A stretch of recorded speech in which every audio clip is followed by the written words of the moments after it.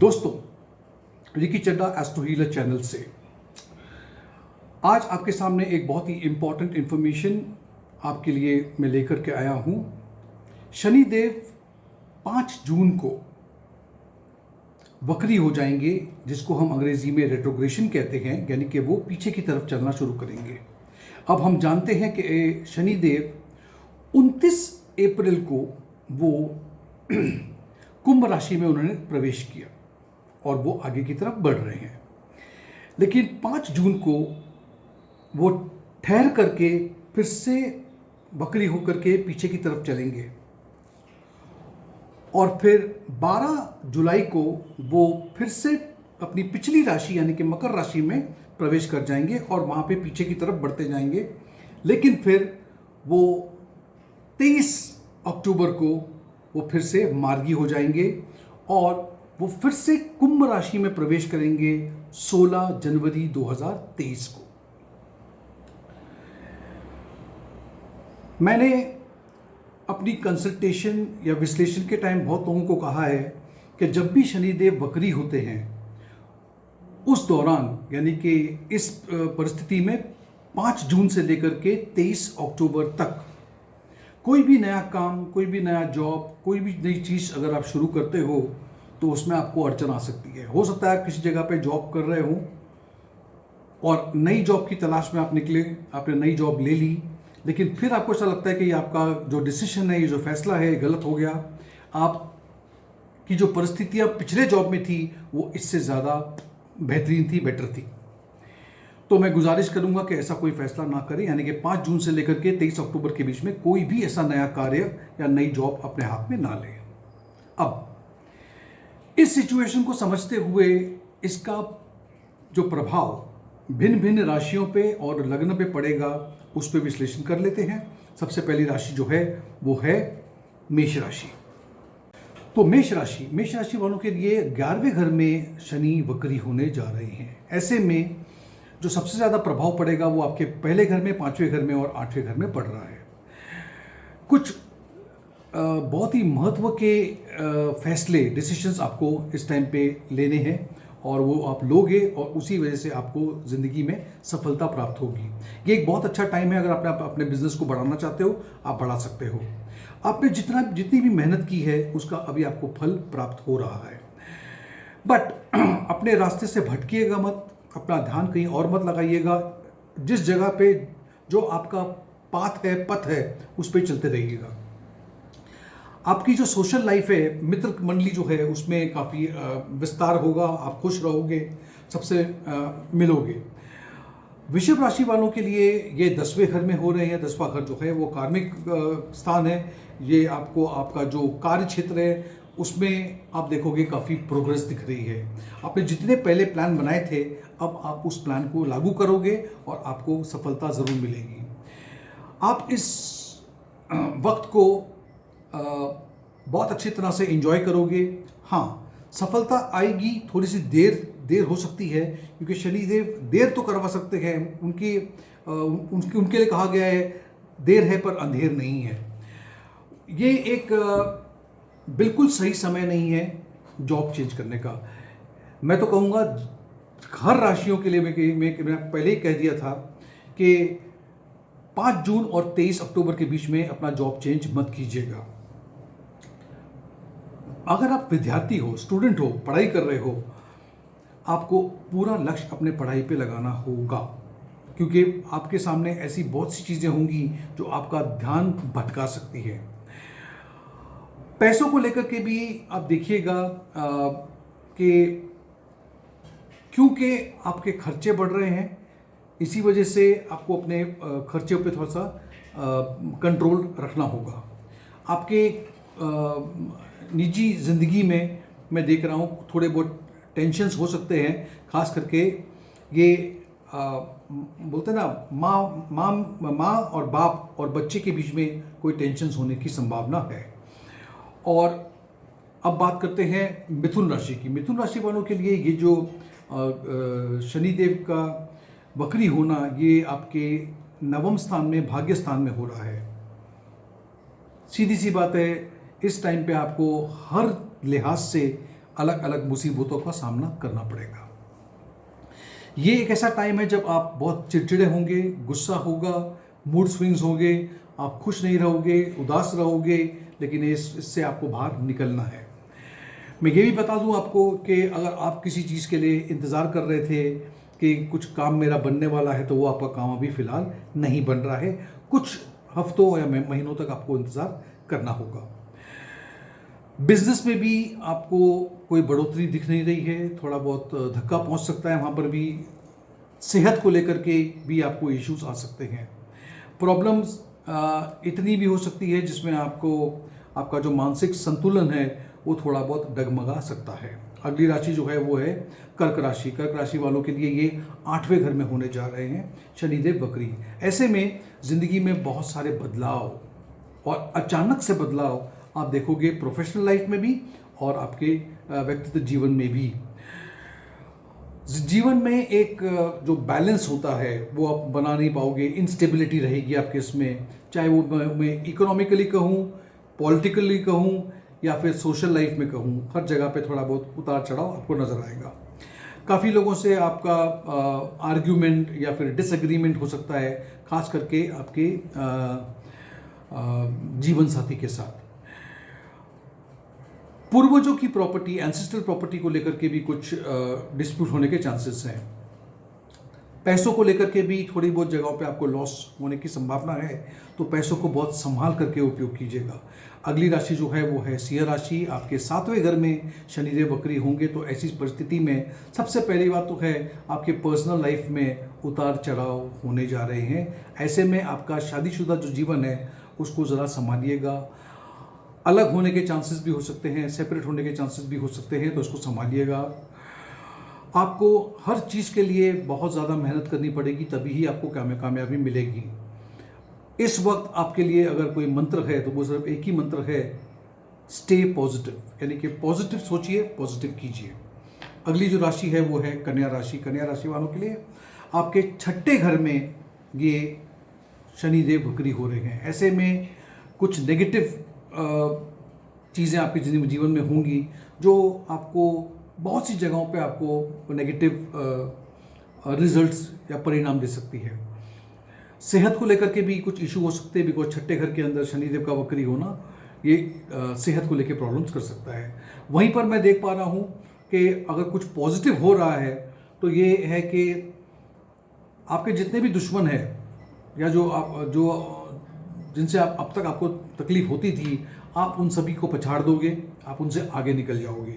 ये एक अच्छी बात होगी। आपको हो सकता है कि आपको कहीं ना कहीं से खर्चे आपके बढ़ेंगे और आपको किसी से लोन भी लेना पड़ सकता है, किसी से पैसा मांगना पड़ सकता है। कुछ परिस्थितियों में ये भी देखा गया है कि पैसों के कारण आपको अपनी कोई प्रॉपर्टी बेचनी भी पड़ सकती है। फैमिली में, परिवार के अंदर कोई मतभेद होने की संभावना भी है, और खास करके भाई बहनों के साथ।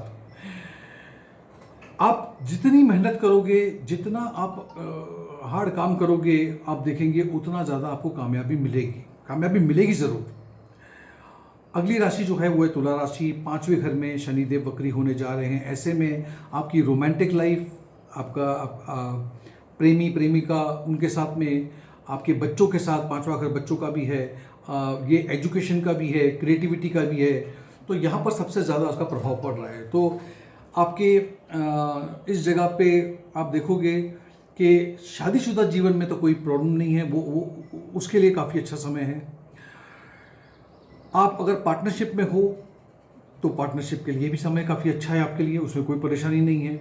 लेकिन एक बात का आपको थोड़ा सा ध्यान रखना होगा, किसी पे भी भरोसा कर करके उसके पीछे मत चल पड़ना।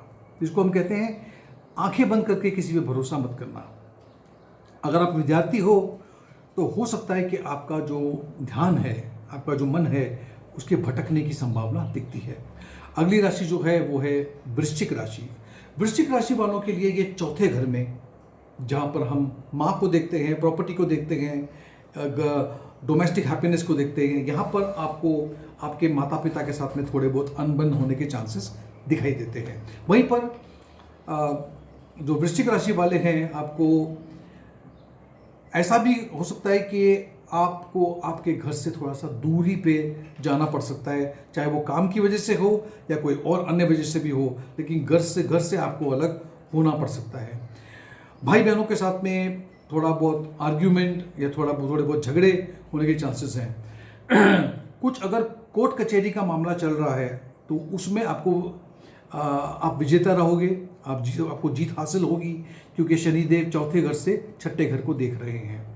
ऐसे में खाली एक बात का ध्यान रखिएगा, अगर आप गाड़ी चलाते हो, कोई भी वाहन चलाते हो, ध्यान रखिएगा एक्सीडेंट के पूरे चांसेस हैं।